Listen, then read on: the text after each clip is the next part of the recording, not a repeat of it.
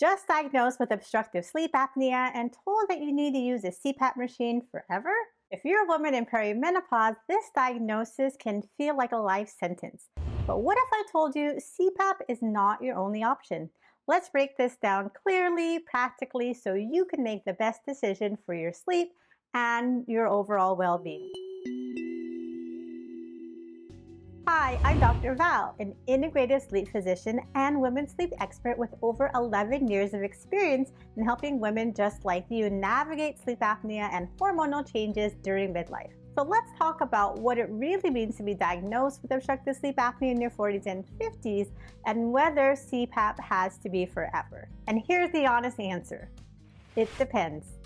CPAP is considered the gold standard because it's effective. It really does work. But many women in perimenopause feel overwhelmed by it. Here's the good news. For some people, sleep apnea may change and in some cases even improve over time. Especially in perimenopause where your weight can shift, hormones and muscle tones are all in flux, your sleep apnea may not necessarily be permanent, and I've seen this firsthand. Some of the best options to really kick your machine to the side are weight loss or surgery. There are also other options that include an oral appliance, and this is a custom-fitted device that a dentist makes. What this does, it moves your lower jaw forward, giving you more space to keep your tongue out of the way, opening up your airway. It's really best for folks who have mild or maybe even moderate obstructive sleep apnea, and can be a really great option if you can't tolerate the mask on your face. Another option is body position therapy.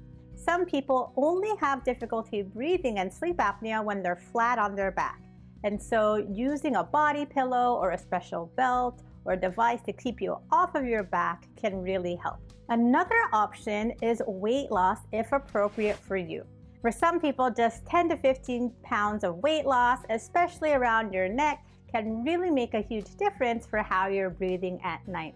Now we even have FDA-approved medications to help with weight loss if you've been struggling despite working with a dietitian or a trainer. There are options available for you. Another option is nasal or airway surgery. Some people do have enlarged tonsils or a deviated nasal septum. Talking to an ear, nose, and throat surgeon about this procedure may in fact help. Note that surgery isn't first line, but it can be reserved for people who fail other options, and also it may make it more comfortable to be able to sleep with your mask on at night if your nose is more clear and open.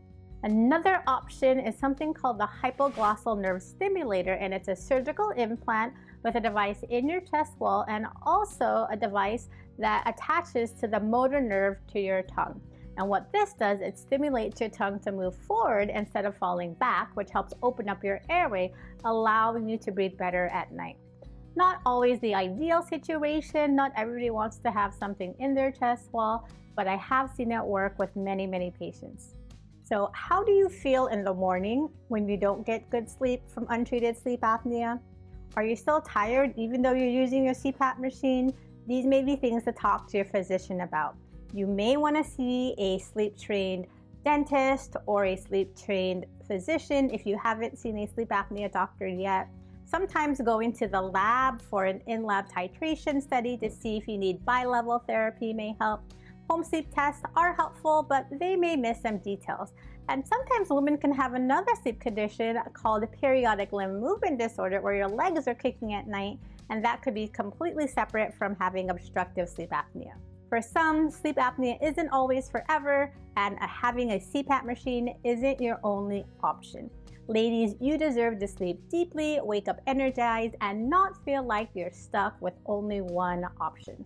I'm Dr. Val, here to talk about women's sleep health and whole living. I hope you found this video helpful.